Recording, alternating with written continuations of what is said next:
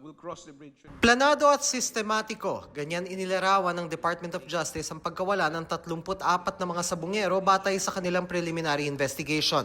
Sabi ng DOJ, may iba't ibang grupo ng suspect na may kani-kanilang trabaho para isagawa ang kidnapping with homicide at kidnapping with serious illegal detention. Nakita rin ng DOJ na may pattern ang pagkawala ng mga sabungero. The manner by which the crime was committed is so, parang sabihin na natin, compartmentalized.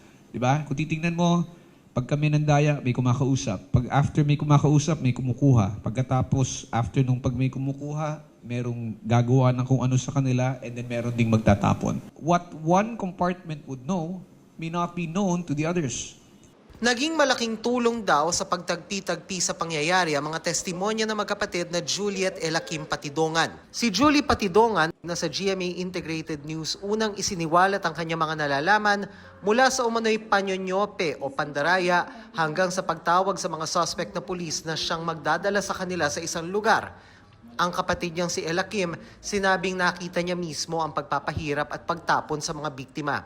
Sa testimonya ng dalawa, nakasandal ang mga kasong isasampa sa negosyanteng si Charlie Atong Ang at 21 ibang suspect. Sabi ng DOJ, dismiss na ang lahat ng reklamo laban sa magkapatid na Patidongan na kapwa tinanggap sa Witness Protection Program at tatayong state witness. There is corroboration on the statements of Julie Patidongan by the statement of his brother.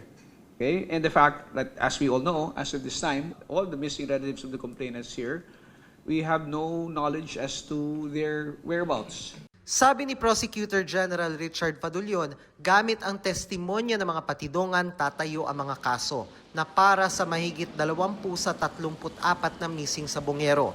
May ongoing ng kaso sa korte para sa ibang nawawala. Sa halos 6 na binanggit ng magkapatid ng Patidongan sa kanilang testimonya, 22 ang kasama sa asunto kabilang si Ang. Hindi na isinama ang iba dahil walaan nilang sapat na ebidensya. Kabilang ang aktres na si Gretchen Barreto. Hindi pa kasama sa mga ebidensya ng DOJ ang mga butong nakuha sa Taal Lake dahil wala pang resulta ang DNA testing. Sa susunod na linggo, inaasahang isasampa ng DOJ ang mga kaso sa iba't ibang korte. Balak din daw nilang hilingin sa court administrator na i-consolidate ang mga ito.